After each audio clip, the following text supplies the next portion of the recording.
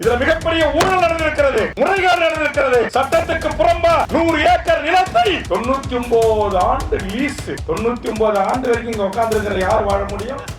யார் கோப்பு பார்க்க முடியும்? 99 ஆண்டு லீஸ் என்றாலே அது ஏஎல்ஸ் நிறுவனத்திற்கும் அழகரசன் குடும்பத்திற்கும் சொந்தமாக்கப்பட்டு விட்டது என்பதுதான் உண்மை. 4000 கோடி ரூபாய் மதிப்பிலான நிலத்தை ஒரு தனியார் கார்பரேட் முதலாளிக்கு தாரை வார்த்ததற்கு உடந்தையாக இருந்தவர் எவ்வளவு பெரிய கொம்பனாக இருந்தாலும் மக்கள் மன்றத்தில் அவர் நிறுத்தி தண்டிக்கப்பட வேண்டும். நீங்கள் கண்ணிருந்தும் குருடர்களாக, காதிருந்தும் செவிடர்களாக இந்த மண்ணின் மக்கள் வரி பணத்தில் சம்பளம் பெற்றுக்கொண்டு வாழ்கின்றீர்களே, உங்களுக்கு அசிங்கமா இல்ல? அசிங்கமா இல்ல? நான் கேட்கிறேன், இந்த மண்ணின் பூர்வீகுடி மண்ணின் மக்கள் விவசாயி, நானும் இவரு விவசாயி என்று சட்டமன்றத்தில் கட்சிக்கிறேன். அருமையான எடப்பாடியார் அவர்களே, இந்த அநியாய அக்கிரம நிகழ்ச்சிக்கு துணை போக கூடாது. இத்தனை நாட்களாக உங்கள் உறவுகள், உங்கள் மண்ணின் மைந்தர்கள், பூர்வீகுடி தமிழர்கள் இந்த மண்ணில் போராடி கொண்டிருக்கிறார்கள். உங்க இடத்திலிருந்து இதற்கான எதிர்ப்பறிக்கை ஏன் வரவில்லை? போராட்ட களத்திற்கு நீங்களே நேரடியாக வந்து, நான் இந்த நாட்டின் முதலமைச்சராக இருந்தவன், இங்கே சாயப்பட்டவர்களை நான் அனுமதிக்க மாட்டேன் என்று நீங்கள் உத்தரவு தர வேண்டும். ஜனவரி மாதம் கூட்டத்தொடரில் இதற்கான கவனஈர்ப்பு தீர்மானத்தை கொண்டு வந்து முதல் நாளாக இந்த அரசை முகத்தையே நான் கிழிக்கிறேன். நான் கேள்வி எழுப்புறேன், எனக்கு சப்போர்ட்டா எங்க அண்ணன் எடப்பாடி உங்க எம்எல்ஏக்களோட எழுத்து மட்டும் நில்லுங்க, நான் பாத்துக்கிறேன். இந்த 60க்கும் மேற்பட்ட சாய பட்டறைகளையும் அதை சார்ந்த 30 தொழிற்கூடங்களும் தொடங்கப்பட்டால் இந்த மண்ணின் நீர்வளம் எப்படி பாதிக்கப்படும் என்பதற்கு உதாரணமாகத்தான் பெருந்துறையிலிருந்து கொண்டு வந்து இங்கு தண்ணீர் பாட்டல்களை எனக்கு காட்சிப்படுத்தியிருக்கிறார்கள். ஒவ்வொரு இந்திய நாட்டின் குடிமகனுக்கும் தமிழ்நாட்டுடைய குடிமகனுக்கும் பாதுகாக்கப்பட்ட சுத்தமான குடிநீர் வழங்குவது ஒரு அரசின் கடமை. 100 ஏக்கரை நீங்க ஏஎல்சி நிறுவனம் அவருக்கு கொடுக்குறீங்க. இன்னும் சொல்ல போனால் சட்டத்திற்கு புறம்பா ஏற்கனவே இது போன்ற சாய ஆலைகளை தொடங்கி அது பொதுமக்களுக்கு ஆபத்தை ஏற்படுத்தியதனுடைய விளைவா உங்கள் நிறுவனம் மூடப்பட்டிருக்கிறது. பொதுவான சுத்திகரிப்பு நிலையத்தை நாங்கள் அமைச்சிட்டோம். அப்படியே உலகத்திலே லேட்டஸ்ட் தரவு கொண்டு வந்து நாங்க ஒரே ஒரு சொட்டு கூட கழிவு நீரை பூமியில விட மாட்டோம். 0 டிஸ்சார்ஜ் சொல்றோம். ஒரு மயில் டிஸ்சார்ஜும் கிடையாது. எனக்கு தெரியும். இந்த ஜனநாயக போராட்டத்தை முதலில் தமிழக வாழ்வுரிமை கட்சி மனதார ஆதரிக்கிறது. உங்கள் போராட்டத்திற்கு தோளோடு தோள் நின்று துணை நிற்போம். கண்டிப்பாக இந்த சாய பட்டறைகள் இந்த மண்ணில் அமைவிடாமல் தடுப்பதற்காக உங்களோடு நாங்களும் களத்தில் நிற்போம் என்பதை இந்த நேரத்தில் நான் உறுதியாக தர விரும்புகிறேன்.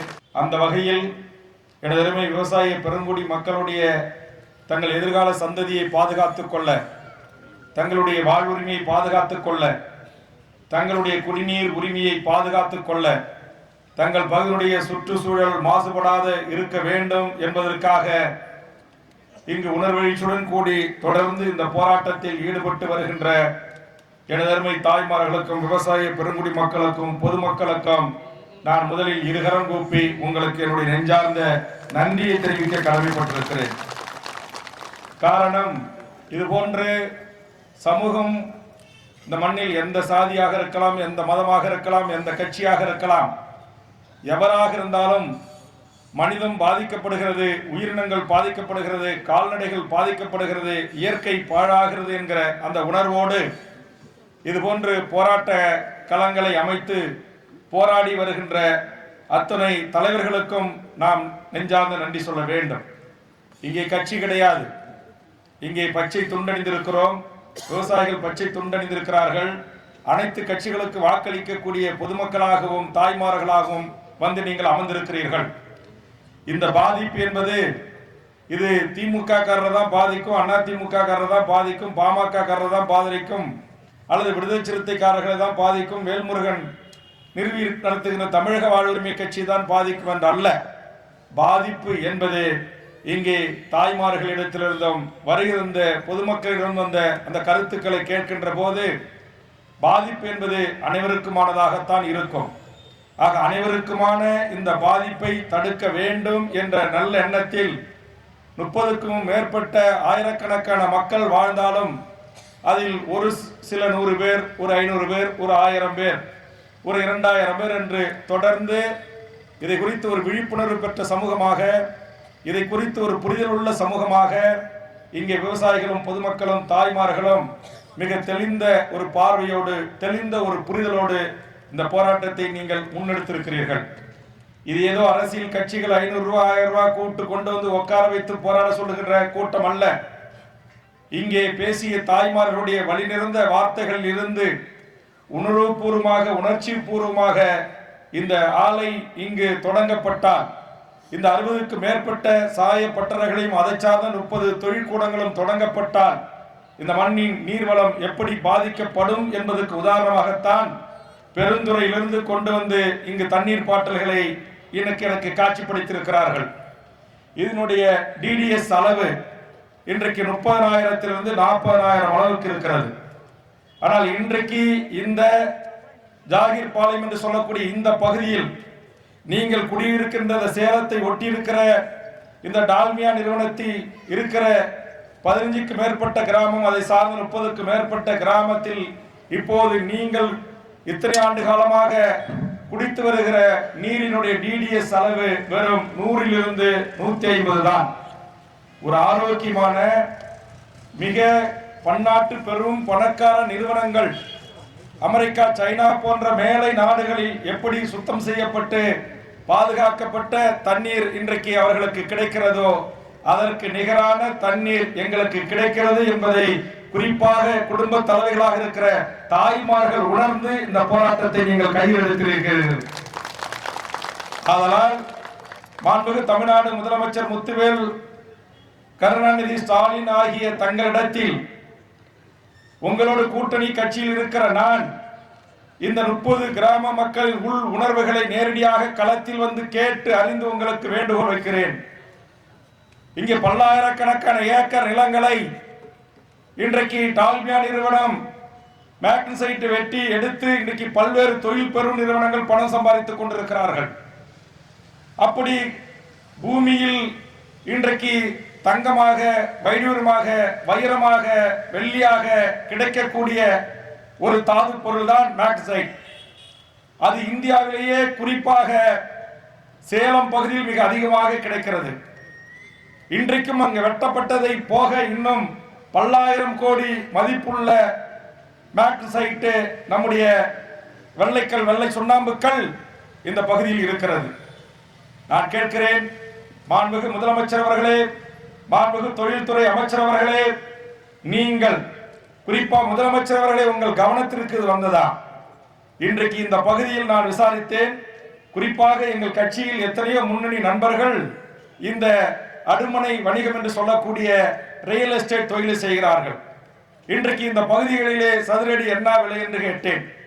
அவர்கள் குறைந்தது இந்த பகுதியில் 6000, அதிகமா என்ன விலை 9000 10,000 வரைக்கும் போகுது. ஒரு சதுரடி 10,000 வரை போகுதுன்னா, இன்றைக்கு நேற்று நம்முடைய தோழர் அவர்கள் என்னை சந்திக்க வந்தார். நான் அவரிடத்துல கேட்டேன், அப்போ ஒரு ஏக்கர்ல எத்தனை ஆயிரம் சதுரடி போடலான்னு.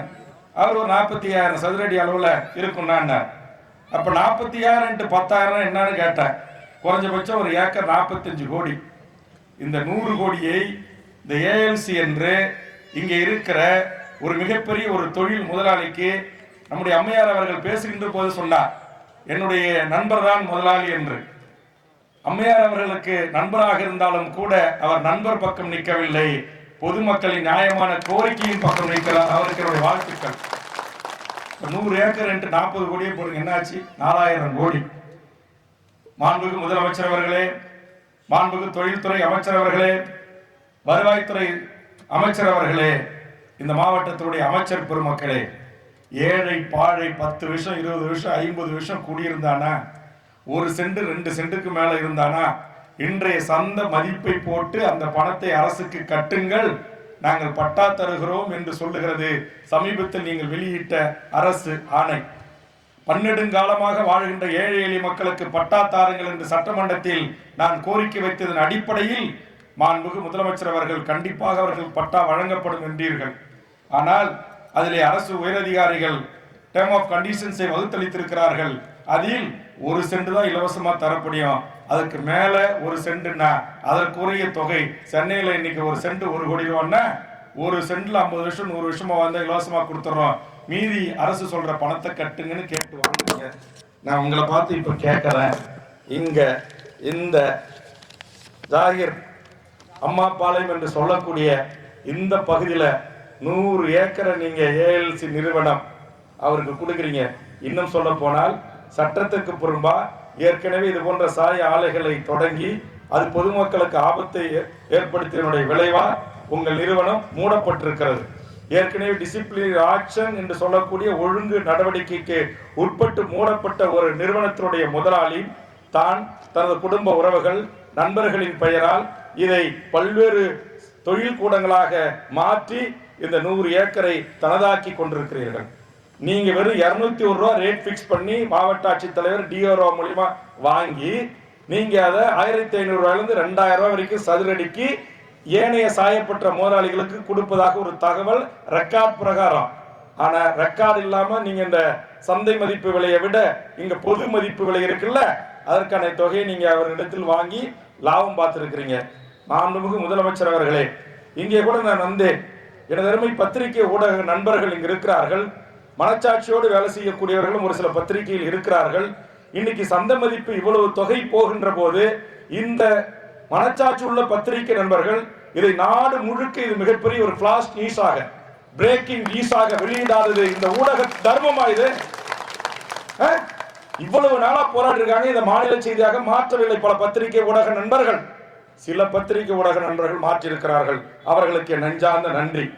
ஒரு சாதாரண ஏழை எளிய விவசாயிகள், சாதாரண ஒரு விதவை தாய், ஒரு சாதாரண மாற்றுத்திறனாளி எங்கேயாவது அரசிடத்தில் ஒரு குடிசை போட்டு இருந்தானா உங்க இயந்திரம் வருது, உங்க தாசில்தார் வரார், உங்க ஆர்டிஓ வரார், உங்க டிஆர்ஓ வரார், இயந்திரத்தை கொண்டு வந்து இடித்து தரமட்டமாக்குறது அரசுக்கு சொந்தம் என்று சொல்கிறீர்கள்.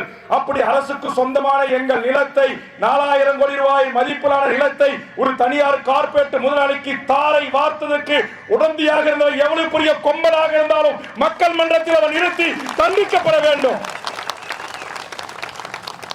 கண்டிப்பாக முதலமைச்சரே, உங்களுடைய கவனத்துக்கு இது வந்திருக்காது. இதுல மிகப்பெரிய ஊழல் நடந்திருக்கிறது, முறைகேடு நடந்திருக்கிறது.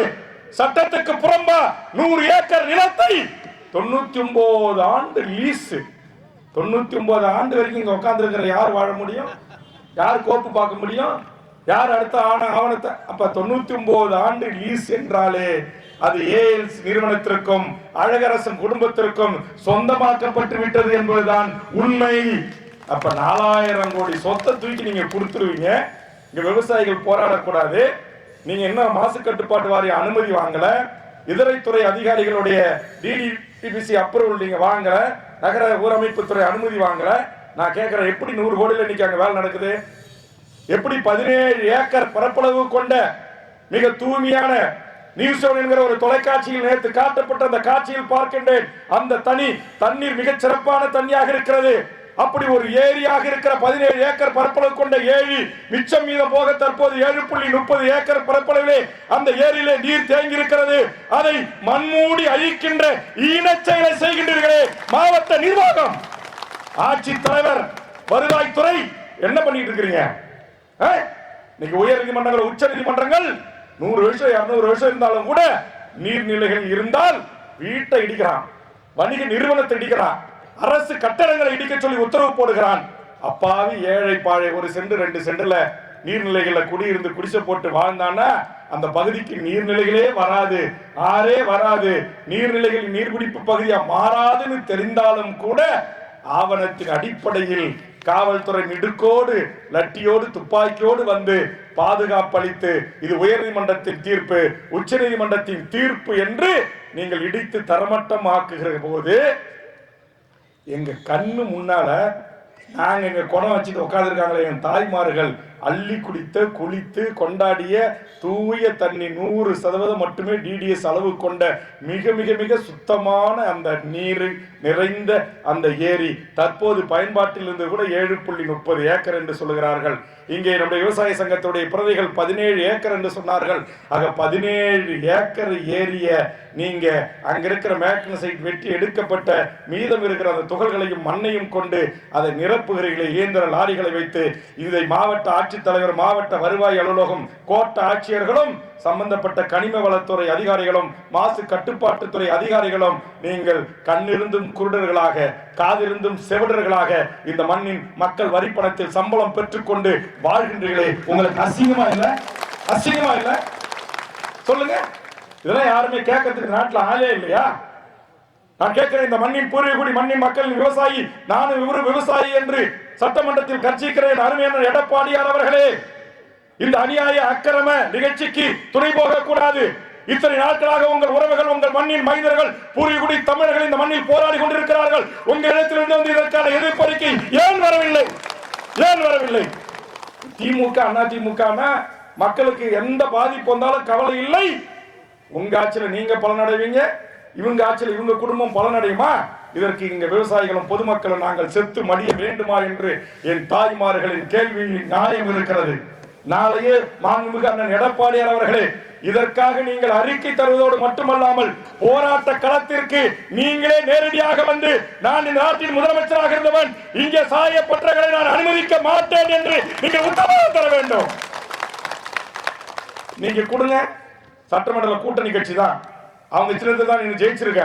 வருகின்ற ஜனவரி மாதம் கூட்டத்தொடரில் இதற்கான கவன ஈர்ப்பு தீர்மானத்தை கொண்டு வந்து முதல் நாளாக இந்த அரசை முகத்திரையை நான் கிழிக்கிறேன். நான் கேள்வி எழுப்புறேன்.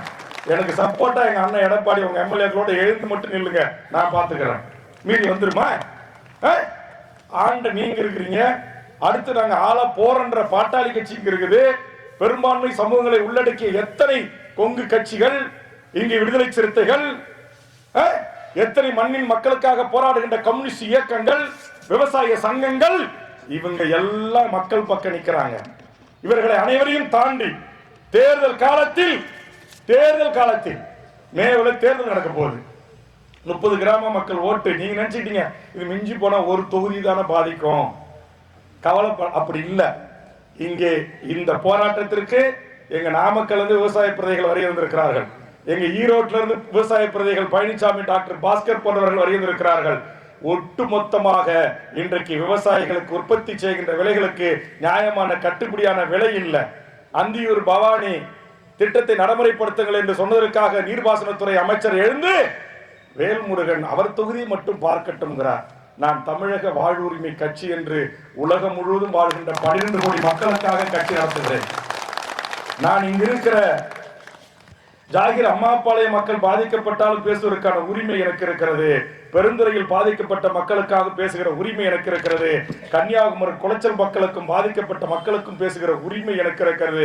இந்திய தேர்தல் ஆணையத்தால் பதிவு செய்யப்பட்ட தமிழ்நாடு முழுவதும் வாழ்கின்ற 7 கோடி மக்களுக்கான தமிழக வாழ்வுரிமை கட்சி சேலத்துல வந்து அவர் ஏன் அந்த போராட்டத்தை எடுக்கிறாருன்னு மாண்புமிகு உள்ளூர் அமைச்சர்கள் பத்திரிகையாளர்களை சென்று நீங்க கவரேஜ் செய்யாதீங்க, இதுக்கு அதிக முக்கியத்துவம் கொடுக்காதீங்க அப்படின்ற யாரோ ஒரு அமைச்சர், தொழில் வளம் இந்த வளமும் அதிகமா வாங்கின அமைச்சர் அப்படி சொல்லியிருக்கிறதா எனக்கு தகவல் உண்டு. இது எவ்வளவு கேவலமான வேலை. நாட்டுடைய 4வது தூண் பத்திரிகை ஊடக நண்பர்கள், அவங்களை கூட்டு உங்களுக்கு அரசு விளம்பரம் வரணுமா வேணாமா, நாளைக்கு பத்திரிகையில கொடுக்கணுமா வேணாமா, உங்களுக்கு பாஸ் வேணுமா வேணாமா, இந்த மாதிரி மக்களுடைய போராட்டங்களை எல்லாம் ஆதரிக்காதீர்கள், முக்கியத்துவம் கொடுக்காதீர்கள், இரட்டடிப்பு செய்யுங்கள். நீங்க இரட்டடிப்பு செஞ்சாலும் செய்யாவிட்டாலும் சமூக வலைதளம் இங்கு வந்திருக்கக்கூடிய ஒரு தாய்மார்களின் கைகளிலே இன்றைக்கு முகநூல் இருக்கிறது, வாட்ஸ்அப் குறிப்புகள் இருக்கிறது, பேஸ்புக்கின் ஊடாக இந்த செய்தி இப்போ அமெரிக்காவில் இருக்கிற இந்த ஊரை சார்ந்த பிள்ளை பார்த்து கொண்டிருப்பான் நம்ம ஊர்ல என்ன நடந்துட்டு இருக்கு. அதனால பத்திரிகை ஊடகங்களை நம்பி எல்லாம் நாங்கள் போராடிய காலம் ஒரு காலம். ஆனா இன்னைக்கு அப்படியான அருமை பத்திரிகை நண்பர்கள் இந்த நிகழ்ச்சியை கவர் செய்ய போகும்போது கூட இன்றைக்கு தடுக்கிற ஒரு முயற்சி. அந்தந்த முதலாளிக்கும் போன் போய்கிட்டே இருக்கு. வேல்முருகன் போறாரு, வேல்முருகன் போய் எங்க மக்களை இன்னும் உசிப்பேத்திட்டு வந்துருவாரு, உணர்ச்சியை கிளப்பி விட்டு வந்துருவாரு. உணர்ச்சியற்று இருக்கிற எமது மக்களை உணர்வுபூர்வமாகவும் உணர்ச்சி பூர்வமாகவும் இது உங்களின் உரிமை. ஒவ்வொரு இந்திய நாட்டின் குடிமகனுக்கும் தமிழ்நாட்டுடைய குடிமகனுக்கும் பாதுகாக்கப்பட்ட சுத்தமான குடிநீர் வழங்குவது ஒரு அரசின் கடமை. அந்த கடமையிலிருந்து அரசு தவறுகின்ற போது, இங்கு குடிநீரை விற்பனை பொருளாக மாற்றுகிற போது, பன்னாட்டு பணக்கார பெரும் நிறுவனங்கள் எங்கள் நீரை உறிஞ்சி விற்பனை பண்டமாக மாற்றுகிற போது, இந்த வேல்முருகன் தான் பெப்சி கோக் என்கிற அமெரிக்கா நிறுவனங்களுக்கு திருநெல்வேலி சீமையில் இருக்கிற கங்கை கொண்டான் ஷிப்காட்டில் கோடிக்கணக்கான லிட்டர் தண்ணீரை உறிந்து அவன் விற்பனை பொருளாக மாற்றிய போது, இந்த பண்ருட்டி அருகே புலியூர் என்கிற ஒரு முந்திரி காட்டு செம்மண் விவசாய குடியில் பிறந்த வேல்முருகன் தான் 2000 பேரோடு சென்று போராடி 15 பேர் காவல்துறை லட்டி சார்ஜ் பண்ணி எங்க மண்டை உடைஞ்சு, இப்போது கூட நீங்க நியூஸ் 7ல வேல்முருகன் லட்டி சார்ஜ்னு போட்டீங்கன்னா அப்படியே உட்காந்து பெண்கள் பார்க்கலாம். படித்த பெண்கள் 15 பேர் மண்டை அடிச்சு உடைப்பான். அன்னைக்கு ஆட்சி அதிகாரத்தில் இருந்த அம்மையார் ஜெயலலிதா கூப்பிட்டு என்ன சொன்னாங்க, நீங்க போவாதீங்க அந்த போராட்டத்தை, நாங்க தான் கோடிக்கணக்கான லிட்டர் 00 பைசாவுக்கு நாங்க வித்தோம், அதனால நீங்க போய் அந்த மக்களை தூண்டி விடாதீங்கன்னு சொன்னாங்க. இல்ல இல்ல, நான் அதை பற்றியெல்லாம் கவலைப்பட மாட்டேன், மீறி செல்வேன் என்று சொன்னேன். அவங்க காவல்துறை அதிகாரிகளை அனுப்பி என் மீது லட்டி சார்ஜ் நடத்தினார்கள். தேவைப்பட்டால் துப்பாக்கி சூடு நடத்தும் என்று சொன்னார்கள். அதற்கு முகம் கொடுத்து என் கட்சியினுடைய முன்னணி நிர்வாகிகள் 15 பேர் மண்டையை உடைச்சி, அது ரத்த ஆறா ஓடி, அந்த புகைப்படம் பத்திரிகைகளிலும் தொலைக்காட்சியிலும் தலைப்புச் செய்தியாக மாறி, அதையே ஒரு வழக்கறிஞர் பொதுநல வழக்காக மதுரை உயர்நீதிமன்றத்தில் தொடுத்து, இன்றைக்கு பெப்சிகோக்கு நிறுவனம் தண்ணீர் உறிஞ்சுவதை தடுத்து நிறுத்திய இயக்கம் தமிழக வாழ்வுரிமை கட்சி. ஆக இன்றைக்கு நாளைக்கு கூட நம்முடைய அரசாங்கத்தின் அதிகார வர்க்கத்தில் இருக்கக்கூடியவர்கள் 100 ஏக்கர் 4000 கோடி சொத்தை வெறும் 100 கோடி ரூபாய்க்கு கொடுத்தவர்கள், அதிலே பயன்பெற்றவர்கள் இந்த போராட்டத்தை நசுக்க செய்யலாம். இங்கே உட்கார்ந்து இருக்கிற விவசாய சங்க தலைவர்களை பிரிக்க செய்யலாம், சாதியா பிரிப்பான். இங்கே அவங்க கொங்கு வேளாள கவுண்டர்கள் நடத்துறாங்க, வன்னிய கவுண்டர்கள் நடத்துறாங்க. அங்க ஏன்பா ஆதி தமிழ நீ போற, அங்க ஏன்பா நீ படையாச்சி போற, அங்க ஏன்பா நீ நாயுடு நாயக்கர் போற? எல்லா நாயுடு, எல்லா படையாச்சி, எல்லா கவுண்டனுக்கும் உயிர் நீர் என்பது குடிநீர் ஒன்றுதான் என்பதை உணர வேண்டும். ஆக உயிர் நீரான குடிநீரை பாதுகாப்பதற்கு, இந்த மண்ணின் வளத்தை பாதுகாப்பதற்கு, இங்க இருக்கிற இயற்கையுடன் கூடிய இந்த வாழ்வை வாழ்வதற்காக நீங்கள் போராடுகிறீர்கள். இங்கு வன்னிய கவுண்டர், கொங்கு கவுண்டர் எல்லாம் இங்க பேச்சுக்கே இடம் இல்லை. அவரவர்கள் விரும்பிய சித்தாந்த கருத்தின் அடிப்படையில் ஒரு அரசியல் கட்சியில் இருக்கலாம். ஆனால் எல்லாருக்கும் தண்ணி வேணும், எல்லாருக்கும் உணவு வேணும். இங்கே என் தாய்மார் கொண்டு வந்து என் கையில கொடுத்தாங்களே, இங்க பாருங்க வெள்ளரிக்காய், இங்க பாருங்க வெள்ளரிக்காய், கோசு, பாவக்காய், பீக்கங்காய், வெள்ளை முள்ளங்கி, கத்திரிக்காய், கேரட்டு எல்லாம் விளையுது. இது ரொம்ப கம்மிங்க. நெல்லிக்காய், சின்ன நெல்லிக்காய் விளையும், பெரிய நெல்லிக்காய் விளையும், முருங்கைக்காய் இருக்கு, மாங்காய் இருக்கு, தேங்காய் இருக்கு. இங்க தமிழ்நாட்டில் இருக்கக்கூடிய அத்தனை விவசாய நிலங்களில் விளையக்கூடிய அத்தனை பொருள்களும் இங்கே ஏற்காடு ஒரு இயற்கை எழில்கொஞ்சும் இயற்கை கொடுத்த ஒரு கொடை நமக்கு. ஆக அந்த கொடை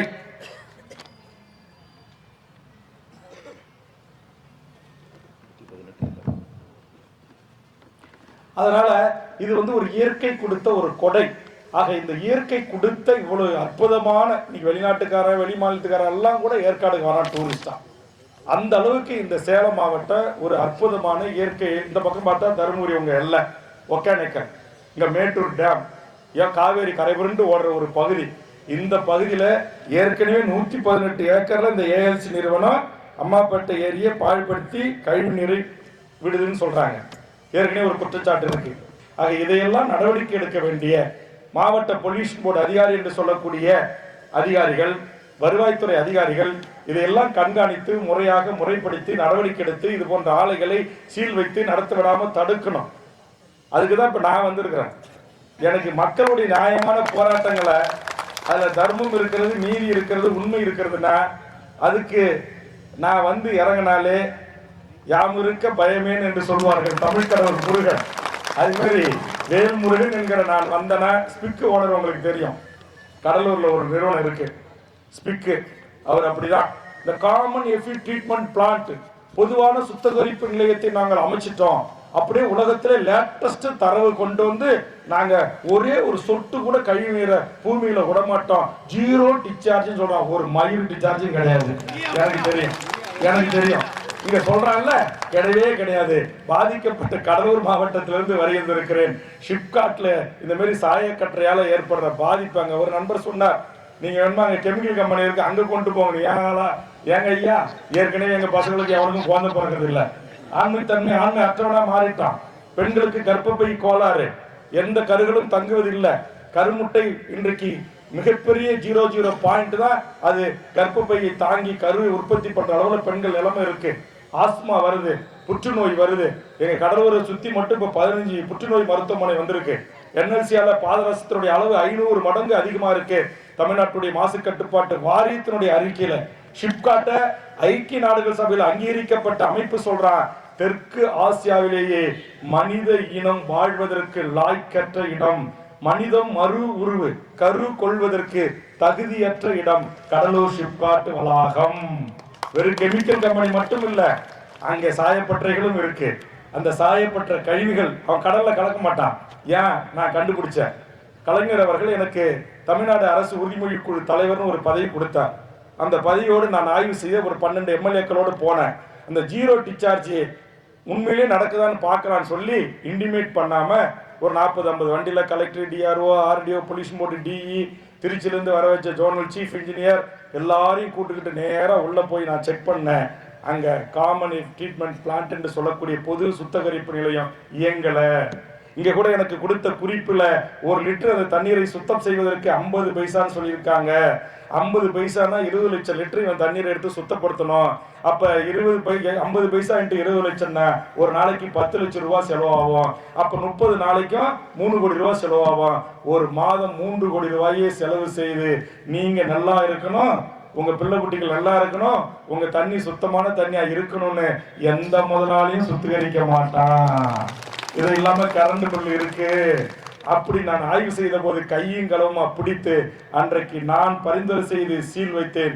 முதலமைச்சர் கலைஞர் இடத்தில் கேட்டா, வேல்முருகன் நீ சொல்வது உண்மைதானாமா? உடனே ஆதாரத்தோட போய் கொடுத்தேன். அங்கிருந்து வெளியேற்றப்பட்ட நீர், மீன் செத்து மிதக்குது, மாடு செத்து மிதக்குது. அங்க இருக்கிற தென்னந்தோப்புல இருக்கிற இளநீரை விட்டா சுத்தம் செய்யப்பட்ட விஷ நீர் கிடைக்கும், இளநீர் கிடைக்காது. சுத்தம் செய்யப்பட்ட விஷ நீர் என்பதை ப்ரூவ் பண்ண முதலமைச்சராக இருந்த கலைஞர் வேல்முருகன் சொன்னா சரியாகத்தான் இருக்கும் என்று இன்று வரையில் ஸ்பிக் நிறுவனத்தை சீல் வைத்தவன் வேல்முருகன் மூடி கிடக்கிறது. அதே மாதிரி இன்னொன்னு, ஜேகே ஃபார்மான்னு ஒரு கம்பெனி, கெமிக்கல் கம்பெனி. யார் அது? டாடா பிர்லா, ஆதித்ய பிர்லா குரூப். அந்த நிறுவனத்தையும் நான் தான் சீல் வச்சேன். இன்னைக்கு நீங்க ஷிப்காட்ல பிஐ இணையத்தில் அடிச்சு என்னைக்கு மூணாங்கன்னு பாருங்க. நான் சேர்பர்சனாக உள்ளே சென்றுதான். ஆக எனக்கு ஒரு நம்பிக்கை இருக்கிறது. இவருடைய தந்தை கலைஞர் நான் ஒரு பிரச்சனையை கையில் எடுக்கிறேன் என்று சொன்னால் அதில் நீதி இருக்கும், தர்மம் இருக்கும், நியாயம் இருக்கும் என்று உணர்ந்து அப்படிப்பட்ட ஆலைகளை எல்லாம் மூடினார். அதே போன்று தொழிலாளர் விரோத போக்கை கடைபிடித்த கோயம்புத்தூரில் இருக்கிற பிரிகால் நிறுவனத்தின் மீதும் நான் கமிட்டி சேர்மனாக சென்றுதான் உள்ளே ஆய்வு செய்து அந்த தொழிலாளர் பிரச்சனைக்கு நடவடிக்கைக்கு தீர்வு காண்பதற்கான உத்தரவுகளை பிறப்பித்தேன். இப்ப இருக்கிற நம்முடைய தலாமா பிரச்சனை, இங்கு தொழிலாளர்கள் 125 நாட்களுக்கு மேலாக போராடி வருகிறார்கள். சட்டமன்றத்தில் பேசினேன், எம்ஆர்எஃப் நிறுவனத்தை குறித்து பேசினேன். ஆக என்னுடைய பேச்சுக்கு மதிப்பளித்து மறுநாளே இந்த தொழிலாளர்களை எங்க வரவைத்து தொழில்துறை செயலாளர், தொழிலாளர் துறை செயலாளர், ஆணையர், தொழிலாளர் துறை அமைச்சரோடு பேச்சுவார்த்தை நடத்தி ஒரு சுமூக முடிவு கட்டப்படும் என்று பேச்சுவார்த்தை நடத்தினார். தலாமா நிறுவனம் இன்னும் கிட்டே வரல. பணக்காரன் எப்படி இருப்பான்னு சொல்றேன், நாங்க பாத்துக்கிறோன்றான். அதுலயும் இந்த அழகரசன் என்று சொல்லக்கூடிய இந்த ஏஎல்சி நிறுவனத்துடைய முதலாளி இவ்வளவு முறைகேடு பண்றவன் 118 ஏக்கர்ல சாயப்பட்டறை உடனும் ஏற்கனவே ஒரு கம்பெனி நடவடிக்கை ஆன ஆளை போய் முதலமைச்சருக்கு தெரிஞ்சு வச்சிருக்காங்களோ தெரியாம வச்சிருக்கோ. அந்த பொல்யூஷன் போர்டுன்னு ஒண்ணு இருக்கு, மாசு கட்டுப்பாடு வாரியம்னு ஒண்ணு இருக்கு. அதுல ஐஏஎஸ் அதிகாரி, அதுல படிச்சவன் தான் இன்ஜினியரிங் பிஇ, இதுல தனித்துவம் பெற்றவன் தான் ஒரு இருப்பான். ஆனா இவர் வெறும் பிஎஸ்சி சுவாலஜின்னு நினைக்கிறேன். பிஎஸ்சி சுவாலஜி படிச்சவரை கொண்டு வந்து அந்த போர்டுல டைரக்டரா போட்டு வச்சிருக்காங்களே. முதலமைச்சர் அவர்கள் இதெல்லாம் உங்களுக்கு தெரியுமா? ஏன் நான் முதலமைச்சர் தெரியுமான்னு கேட்கறேன்னா, பாதி விஷயம் நாட்டில் நடக்கிறத இந்த ஐயோக்கிய அதிகாரிகள் முதலமைச்சர் கவனத்திற்கு கொண்டு சென்றதே இல்லை. இவனுக்கு வர்றது வந்துச்சுன்னா போதும், பையில எப்படி வேணுமாலும் மாத்தி எழுதுவோம். இவனுக்கு வர்றது வந்துச்சுன்னா பையில இங்க தேனாரம் பாலாரம் ஓடுதுன்னு எழுதுறான்னா எழுதுவான். இல்லைங்க எதுவுமே கிடையாதுங்க, இங்க ஒண்ணுமே வழியே கிடையாதுன்னு மாத்தி எழுதக்கூடிய அதிகாரிகளுடைய துணையோடு தான் இது போன்ற அரசு நிலங்கள் கொள்ளையடித்துக் கொண்டிருக்கிறார்கள். இங்கே போராடுகின்ற விவசாயிகளை மாவட்ட காவல்துறை நிர்வாகம், மாநகர காவல்துறை நிர்வாகம் எந்த விதத்திலும் தொந்தரவு செய்யக்கூடாது. கோபப்பட்டு இங்க ஐயா ஒருத்தர் சொன்னார், இப்பயே போவோம் வாங்க ஏரியை நிரப்புறதை நிறுத்துவோம்னாங்க. நான் வருகிறேன் என்று நேற்றுக்கே சொல்ல வேண்டியவர்களுக்கு சொல்லிவிட்டேன். நான் வருகின்ற இந்த நாளிலாவது ஏரியை நீங்கள் நிரப்பி மண்மூடி மறைப்பதை தடுத்து நிறுத்தியாக வேண்டும். இல்லை என்றால் தமிழக வாழ்வுரிமை கட்சி தொண்டர்களோடு நானே தடுத்து நிறுத்துவேன் என்று அறிவித்தேன். அந்த உயரதிகாரியிடத்தில் பேசினேன். அவர் இன்னைக்கு நிறுத்திருக்கிறாரு. இது தற்காலிகமாக நிறுத்திருப்பதாக கூடாது. இங்கே போராடுகின்ற விவசாயிகளோடு மீண்டும் அந்த ஏரியை நீங்கள் கம்ப்ளீட்டாக மூடி மறைப்பதற்கு முயற்சித்தால் இங்கே இருக்கிற என் கட்சியினுடைய அத்தனை முன்னணி நிர்வாகிகளுக்கும் போராட்ட குழுவோடு சேர்ந்து நீங்கள் முதல் கள வீரராக சென்று அதை தடுத்து நிறுத்த வேண்டும். அது தமிழ்நாட்டு மக்களின் குடிநீர் ஆதாரம். இன்னைக்கு வந்த இடத்துல நான் உங்களை எல்லாரையும் கூட்டும் போய் மாவட்ட நிர்வாகத்திற்கும் காவல்துறைக்கும் ஒரு தள்ளுமுள்ளு சண்டை சச்சரவை உருவாக்க விரும்பல. நான் எப்பயுமே எங்க ஊர்ல ஒன்று சொல்லுவாங்க, கிராமத்துல ஒரு பழமொழி, அது என்ன சொல்லுவாங்க, சாம பேத தர்ம தண்டம்பாங்க. அந்த மாதிரி முதல்ல வருவோம், ஜனநாயக ரீதியாக அப்படி மைக்கு போட்டு கத்துவோம், உண்ணாவிரதம் இருப்போம், ஆர்ப்பாட்டம் இருப்போம், போராட்டம் இருப்போம். அப்புறம் சொல்லி சொல்லி பார்த்துட்டு புரியாதவனுக்கு புரிகிற மொழியில டோல்கட்டுக்கு நான் நடத்திய பாடம் இப்போ பிக் பாஸுக்கு நாங்கள் சொல்லிட்டு வந்திருக்கோம். ஒரு 7 எடுத்து 8ஆம் தூக்க நிகழ்ச்சி நடத்துறானுங்க இல்ல, அதையும் உட்காந்து பெண்கள் எல்லாம் போய் வரைக்கும் பார்க்குறீங்க இல்ல, அதில் இருக்கிறவங்கள பார்த்துட்டு ஓவியாவுக்கு ஆர்மி அமைக்கிறாங்கல்ல நம்ம பசங்க. இப்படிப்பட்ட மக்களை எஜுகேட் பண்ணுவேன், முடிந்த அளவுக்கு எடுத்து சொல்லுவோம். இன்னைக்கு சில பேர் சொல்லிட்டு இருக்காங்கல்ல, பெண்கள், எனக்கு 2 பெண் பிள்ளைங்க இருந்தாங்க, கரூருக்கு மீட்டிங் போனாங்க, 2 பெண் பிள்ளை செத்து போச்சு, பரவாயில்ல, அந்த நடிகர் வீடியோ காலில் என்கிட்ட பேசிட்டாரு, நான் 200 புள்ள இருந்தா கூட அவருக்காக சாகரத்துக்கு கொடுப்பேன்னு சொல்ற கற்பு கரசிகள் வாழ்ந்த மண்ணா இது மாறிக்கிட்டு இருக்கு. நான் எங்க போய் சொல்றது? இன்னொருத்தன் சொல்றான், என் தம்பி செத்து விட்டாரு, அவரு என்னை பார்க்கறதுக்கு பனையூருக்கு வர சொல்லிட்டாரு, நானும் அவருக்காக சாவறதுக்கு தயாரா இருக்கின்றான். ஏண்டா அங்க போய் சாவற? என் மக்களுக்காக வந்து போராடி இதை தடுத்து நீ சட்டினா உனக்கு என் மக்கள் செலவழிப்பான், மணிமண்டபம் கட்டுவான் வாங்க. அப்புறம் இன்னொரு அம்மா புதுசா இப்ப சொல்லியிருக்கு போன வாரத்துல, அதுக்கு சொந்த ஊரு திண்டுக்கல் மாவட்டமா பழனியா, அதுக்கு ஒரே ஒரு குழந்தையா, அது ஆசையா ரொம்ப நாள் கழிச்சு பிறந்துச்சான். அந்த குழந்தைக்கு உடம்பு சரியில்லை, ரொம்ப சீரியஸா இருக்கான், அது ஐசியூ அவசர சிகிச்சை பிரிவில் அந்த குழந்தைக்கு சிகிச்சை கொடுத்துக்கிட்டு இருக்குதான். திடீர்னு பேப்பர்ல பார்த்துச்சா, டிவியில பார்த்துச்சான், அவருக்கு பிடிச்சமான நடிகர் அங்க மகாபலிபுரத்துல ஒரு ஹோட்டலுக்கு வராராம். உடனே இந்த அம்மா 10 மாதம் சுமந்து பெற்ற அந்த குழந்தைய விட்டுட்டு திருட்டு தினமா பஸ் ஏறி வந்து முதல் நாள் காலையில இருந்து மறுநாள் மாலை வரைக்கும் அந்த நடிகரை பார்க்க காத்து கிடக்கிற தக்கூரி கூட்டமா என் தமிழ் சமூகம் மாறி நிற்கின்ற போது இங்கு ஒளிபெருக்கியை வாங்கி சரியான புரிதலோடு எதற்காக நாங்கள் இந்த போராட்டத்தை நடத்துகிறோம், எதற்காக சட்டமன்ற உறுப்பினர்களை இதை தடுத்து நிறுத்த வேண்டும் என்று என் பாமர தாயிலிருந்து இதயத்திலிருந்து உணர்வுபூர்வமா வருகிறதல்ல, இது போன்ற தாய்மார்கள் இருக்கிற காரணத்தினால்தான் கொஞ்சம் நெஞ்சம் மழை பெய்யுதுன்னு நினைக்கிறேன். அந்த மாதிரி தாய்மார்களா இருந்தா நாடு நாசமா போயிடும். இங்க மழையும் பெய்யாது, இங்க எதுவும் நடக்காது. 3 வயசு குழந்தைய தூக்கிட்டு போய் அது மிதிப்பட்டு செத்து மண்டையில் நசுக்கி தாளம் நசுக்கி வயிற்றுல மிரிச்சு அந்த குடல் வெளியே வந்து கிடக்கு, அது மேல ஏறி நின்று அந்த கதாநாயகனை படம் எடுக்கிற ஒரு அறிவின்மை கூட்டமாக என் தமிழ் சமூகம். ஔவையார் பிறந்த மண், யாதும் ஊரே யாவரும் கேளு என்று எமது கலிப்பூங்கரனார் பிறந்த மண், வாடிய பெயரை கண்ட போதெல்லாம் வாடினேன் என்று சொன்ன எங்கள் வள்ளலார் பிறந்த மண், எத்தனை மகான்களும் எத்தனை தலைமைகளும் கூடிய இந்த நாட்டில் சுதந்திர இந்தியாவிற்காக முதல் கரும்புலி போர் வீரராக உங்களை போன்று எங்கள் குயிலி அம்மாள் பிரிட்டிஷ் ஏகாதிபத்தியருடைய வெடிமருந்து தொழிற்சாலையில் வெடித்து சிதறி உலகத்திற்கு கரும்புலி என்கிற வரலாற்றை உருவாக்கியவர்கள்.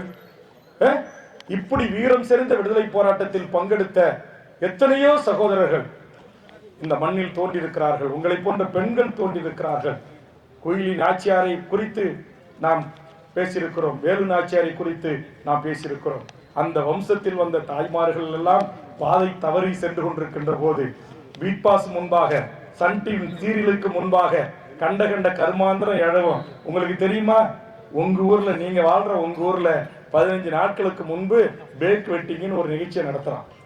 இங்க உங்களுடைய இருப்புக்கு கேள்விக்குறி ஆகுது, இதுக்கு அங்க போய் நிப்பான் போராட்டத்துக்கு வருவான்னு பார்த்தா நம்ம ஆளு பூரா பேக் வெட்டினா என்ன போலி திருமணம், தாலி இருக்கும், மணமரம் இருக்கும், இது இருக்கும், மேலே ஹனிமூன் ரூம் இருக்கும், யார் வேணுமாலும் கூட்டுக்கிட்டு ஹோட்டலுக்கு போகலாம். கார்பரேட் நிறுவனங்கள் தமிழ்நாட்டுடைய பண்பாட்டை ஒருவனுக்கு ஒருத்தி என்கிற இந்த விழுமைகள் எல்லாம் அடித்து நொறுக்கி யார் வேண்டும்னாலும் எப்படி வேண்டும்னாலும் வாழலாம் என்கிற ஒரு பண்பாட்டை திணிக்கிற இந்த நிகழ்ச்சி இந்த சேலத்தில் நடந்தது.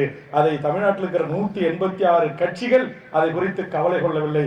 அதை தடுத்து நிறுத்திய ஒரே கட்சி தமிழக வாழ்வு உங்க ஊர் சேலத்துல தான். அப்புறம் உங்க ஊர் சேலத்துல நடந்தது என்னது, ஹாப்பி ஸ்ட்ரீட்.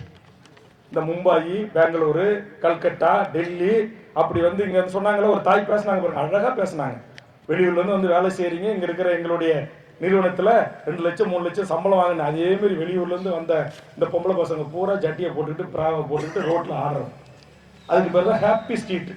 அப்புறம் 2 பேர் சரக்கை போட்டு அரசாங்க டாஸ்மார்க் கடை தான் எங்க பார்த்தாலும் துவக்குதுல்ல, அங்க போய் குளிச்சா அரைக்குறை போயில போய் இடுப்பை கிழிட்டான், மாரில் கை வச்சிட்டான்னு அப்புறம் சண்டை, நீ அந்த சாதிக்காரன் நான் இந்த சாதிக்காரன்.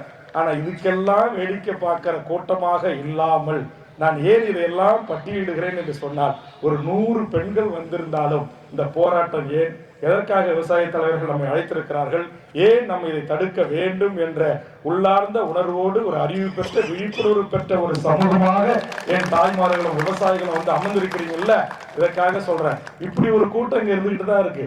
இப்படி ஒரு கூட்டம் இயற்கைக்காக, சுற்றுச்சூழலுக்காக, மாசுக்காக போராடிக்கிட்டு தான் இருக்கு, தண்ணீருக்காக போராடிக்கிட்டு இருக்கு. ஆனா இன்னொரு கூட்டம் ஈசிஆர் கலாச்சாரம், இன்னொரு கூட்டம் ஓஎம்ஆர் கலாச்சாரம், இன்னொரு கூட்டம் ஹாப்பி ஸ்ட்ரீட் கலாச்சாரம், இன்னொரு கூட்டம் பிக் பாஸ் வச்சகன்னு வாங்காம பாக்குறது, இன்னொரு கூட்டம் சன் டிவி டிவியில் 7 மணிக்கு எப்போ வரும், 8 மணிக்கு எப்போ வரும், 9 மணிக்கு எப்போ வரும், அவன் இவனை இட்டு முட்டான், இவன் அவனை இட்டு முட்டான், இவன் கோயந்தாவை இட்டு முட்டான், கோயந்தாவிய இன்னும் இதை பார்க்குற மக்களாக நம்ம இருக்கக்கூடாது.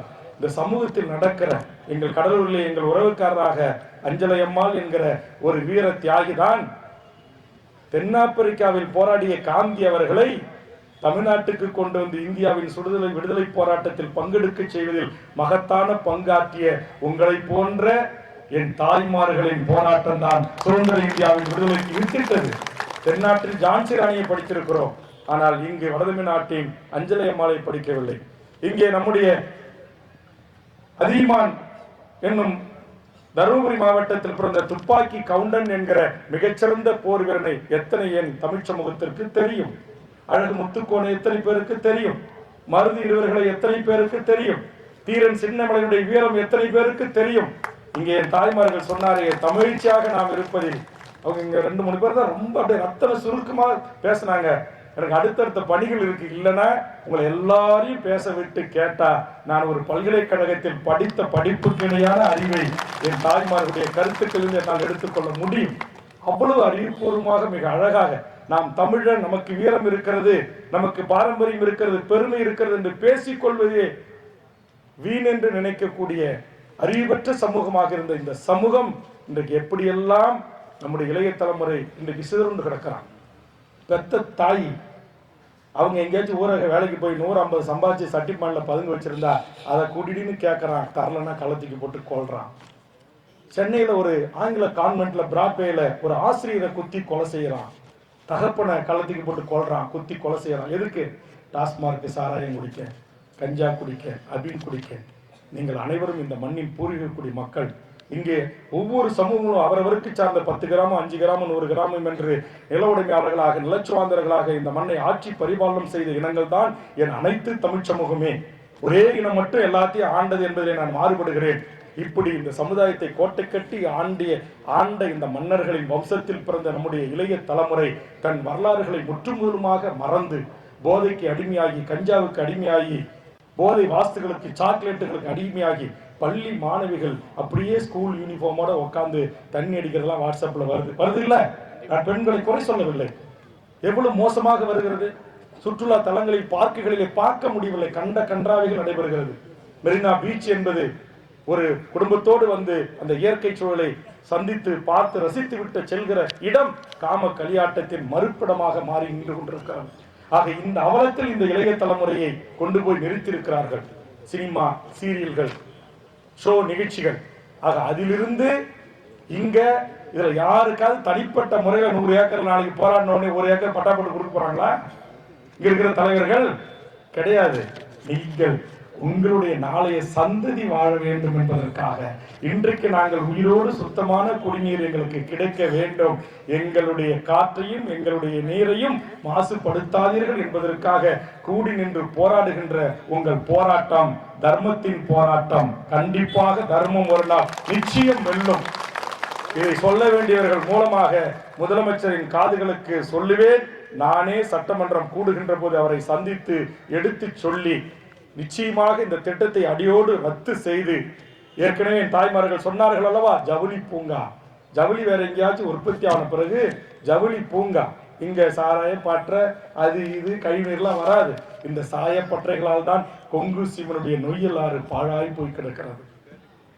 ராணிப்பேட்டை வேலூர் மாவட்டத்தில் இன்றைக்கு பாலாறு பாழா போய் கிடக்கிறது. எங்கள் தென்பண்ணை ஆறு, பெங்களூருடைய ஒட்டுமொத்த மாநகர கழிவின் ஊடாக தென்பண்ணை ஆறு பாழா போய் கிடக்கிறது. காவேரியில் இன்றைக்கு மேகதாட்டின் அணை கட்டுவதற்கு உச்சநீதிமன்றத்தில் வழக்கை போட்டு இன்றைக்கு ஒன்றிய அரசுடைய பூர்வாங்க அனுமதியை பெற்று காவாய் தலைமையிலான உச்சநீதிமன்ற தலைமை அமர்வு இன்றைக்கு அதற்கு நீங்கள் பணியை தொடங்கலாம் என்று கடந்த 3 தினங்களுக்கு முன்பாக அனுமதி அளித்திருக்கிறார்கள். இதையெல்லாம் கவனிக்க வேண்டிய தமிழ்நாடு அரசு, நீர்ப்பாசனத்துறை அதிகாரிகள், மாண்புமிகு என் பங்காளி துறைமுருகன் நீர்ப்பாசனத்துறை அமைச்சர் அவர்களே, 17 ஏக்கர் தேங்கி நிற்கிற ஏரியை கொண்டு போய் ஏஎல்சி நிறுவனத்துக்கு தாரை வாக்கிற முயற்சிக்கா தங்கள் துறை வேலை செய்கிறது? இந்த கேள்வியை நான் இங்கு எழுக்கிறேன். இதற்கா மாவட்ட வருவாய்த்துறை அதிகாரிகள் துணை போக வேண்டும்? இதற்கா இந்த மாவட்டத்து மக்களுடைய பேர் ஆதரவோடு வெற்றி பெற்று அமைச்சராக இருக்கின்ற அமைச்சர் பெருமக்கள் நீங்கள் ஆதரவளிக்க வேண்டும். பணக்காரன் கொடுக்கிற பணத்தை திங்க முடியாது. கட்டா 500 ரூபா கட்டா கொடுத்தா, 100 ரூபா தாளா கொடுத்தா, 50 ரூபா தாளா கொடுத்தா, காயினா கொடுத்தா அதை திங்க முடியாது. இங்கே தாய்மார்கள் இன்றைக்கு என் விவசாய மண்ணிலே பயிர் வைத்து விளைத்து கொண்டு வந்து காய்கறியும் சோறியும் தான் நம்ம சாப்பிட முடியும். 100 ரூபா நோட்டையும் 500 ரூபா நோட்டையும் சாப்பிட முடியாது. நீ எவ்வளவுதான் பணம் இருந்தாலும் தாகம் வந்துச்சுன்னா தண்ணி தான். நீ எங்கேயாச்சும் போற மயக்கம் போட்டு ஊந்துட்டேன்னா ஐயோ தண்ணியை குடுறா, குடிக்கும் தண்ணி தான். உன்னுடைய மயக்கத்தை தெளி வைப்பதற்கு முகத்தில் தெளிப்பதற்கும் தண்ணி தான். கடைசியில சுடுகாட்டுல பானையில கூட்டு தோல்ல வச்சு 3 கொத்த கொத்தி சுத்தியும் தண்ணி தான். சரி நாங்க புதைக்கிறோம், தண்ணி எங்களுக்கு தேவையில்லைன்னா கடைசியில நம்ம ஊர்ல சொல்லுவாங்களா, அதுக்கு பேர் என்ன, மாட்டு சாணத்தை தட்டி அடுக்கி வச்சுட்டு சுத்தி கொஞ்சம் மண்ணியும் போட்டு முழுவதுக்கும் தண்ணி தான் தேவைப்படுது. எல்லா இடத்திலும் தண்ணி தேவைப்படுது. அந்த தண்ணியை பாழாக்காதீர்கள் என்பதுதான் போராட்ட குழுவுடைய ஒற்றை கோரிக்கை. நாங்கள் இப்போது அத்துமீறி உள்ளே வரவில்லை. மாவட்ட ஆட்சித்தலைவர் அவர்களுக்கும் மாவட்ட காவல்துறை நண்பர்களுக்கும் உளவுத்துறையின் மூலமாக என்னுடைய பேச்சை முழுவதுமாக பதிவு செய்து முதலமைச்சரின் கைகளிலே தர இருக்கின்ற உளவுத்துறை நண்பர்களுக்கும் நான் வேண்டுகோள் வைக்கிறேன்.